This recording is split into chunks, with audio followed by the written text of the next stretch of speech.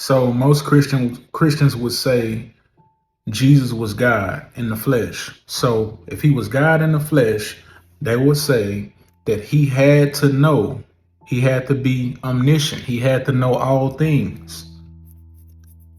Even Peter said, Lord, you know all things.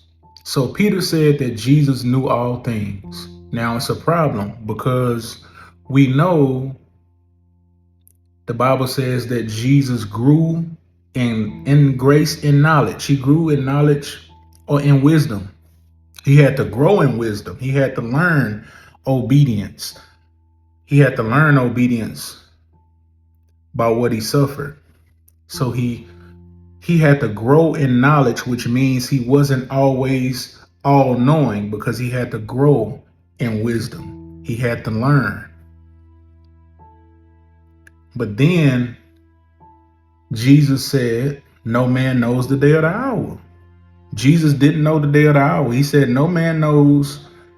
When the disciples asked him, is this the time? Now, Jesus knew when it wasn't his time. He said, it's not my time. My time has not come. It's not my time, not yet. When it came down to it, Jesus, when it came down to his time to give his life and die, Jesus said he didn't know why the Father was forsaking him. Now, this was supposed to be predetermined before the foundations of the world, that Jesus came here to die, and he was telling everybody he had to die, right? This was the whole purpose for why he came. But then when he get on the cross, he says, God, why have you forsaken me? He didn't know. If he knew all things, he didn't know why the Father forsook him, right? He didn't know the day or the hour. When the end would come, or when he would come, when he will return, he didn't know. Those two things he didn't know. Then the Bible says he had to grow in wisdom, so he wasn't always he wasn't always all knowing. Even the God of the Bible is not omniscient.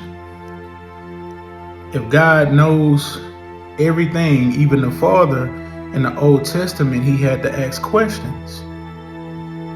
If you are omniscient, why are you asking questions? There's no need if you already know the answers. So neither is God or the Father nor Jesus omniscient or all-knowing, because we see in scriptures where that ain't the case.